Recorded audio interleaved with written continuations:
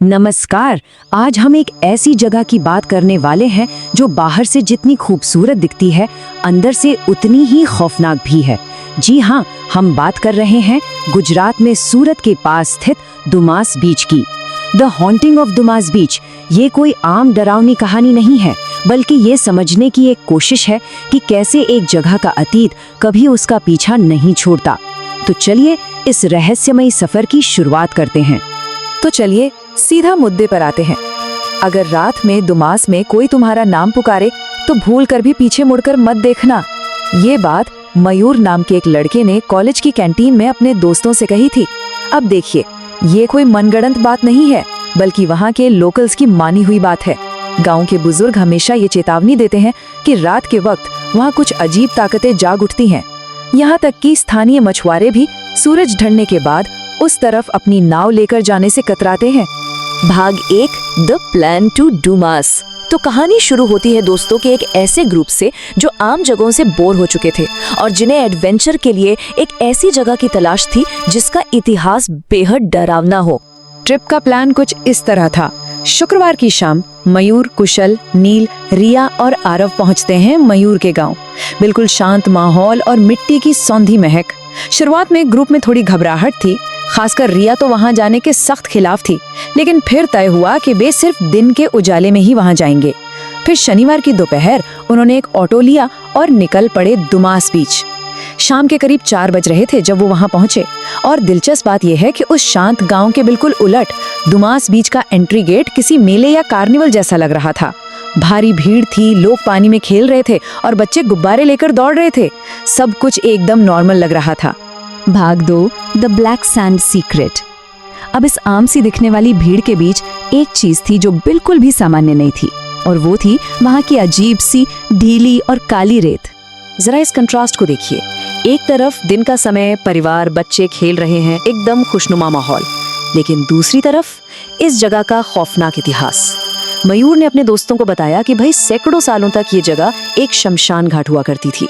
अनगिनत लाशें यहाँ जलाई गई हैं और उनकी राख इस मिट्टी में कुछ इस कदर मिल चुकी है कि रेत का रंग ही काला पड़ गया है।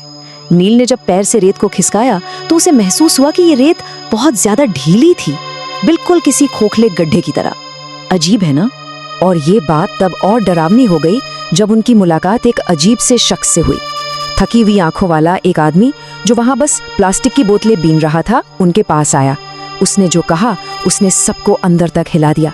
उसने बिल्कुल साफ शब्दों में चेतावनी दी कि ये जगह अशांत आत्माओं की है। यहाँ सिर्फ राख नहीं है, बल्कि मरे हुए लोग इस मिट्टी में विलीन हो चुके हैं। सच मानिए, ये सुनते ही पूरे ग्रुप का खून सूख गया। वहाँ एक अजीब सा सन्नाटा छा गया। भाग 3 क्रॉसिंग द सेफ जोन। शाम ढल रही थी और वो उस सुरक्षित भीड़ वाले इलाके को पीछे छोड़कर एक पुरानी सुनसान इमारत की तरफ बढ़ने लगे।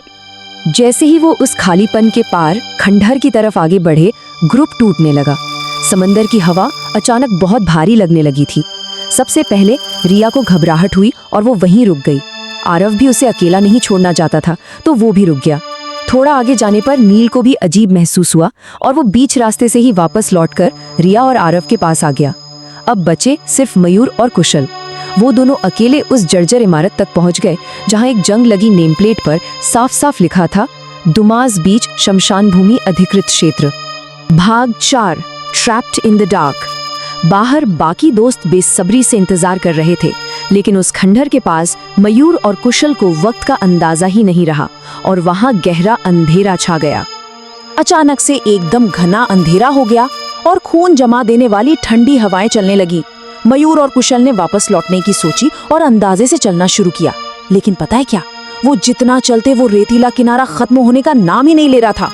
रास्ता जैसे पूरी तरह से गायब हो चुका था। उन्हें ऐसा लगने लगा जैसे वो एक ही जगह पर बस गोल गोल घूम रहे हैं और पूरी तरह से दिशाहीन हो चुके हैं। और ऐसी भयानक सिचुएशन में बाहरी दुनिया से उनका संपर्क भी टूटने लगा। बाहर खड़े दोस्तों को वो कॉल लगा रहे थे, लेकिन कॉल्स बार बार ड्रॉप हो रहे थे।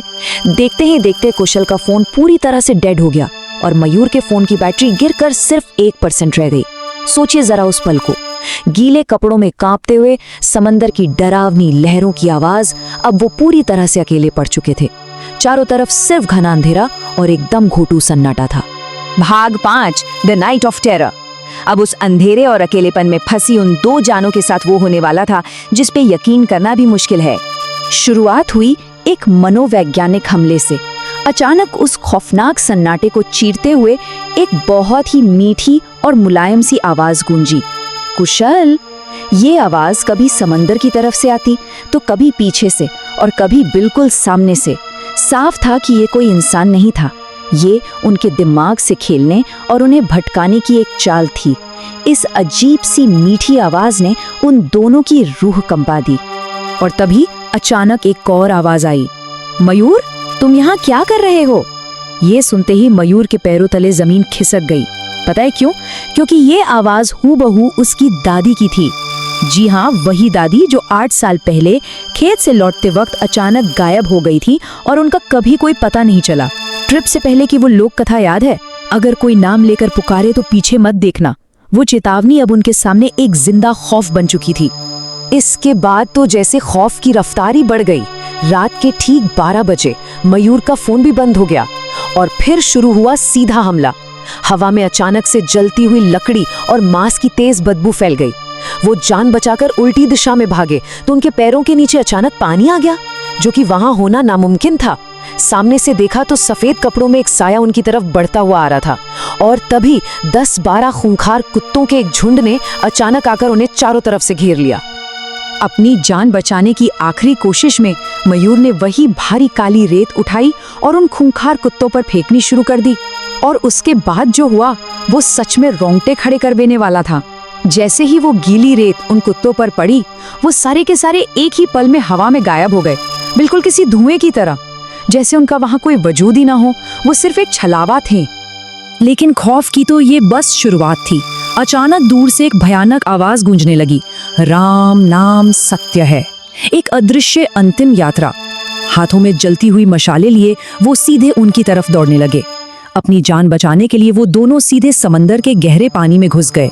जैसे ही उन्होंने मुड़कर पीछे समंदर की तरफ देखा, वहां पानी से एक विशाल चमकती हुई रहस्यमयी आकृति बाहर निकली। इस अकल्पनीय दृश्य को देखकर दोनों का दिमाग पूरी तरह सुन पड़ गया और वो वहीं बेहोश होकर गिर पड़े। भाग 6 द चिलिंग आफ्टरमैथ। अगली सुबह जब सूरज निकला तो पुलिस और परिवार वालों ने मिलकर उनकी तलाश शुरू की।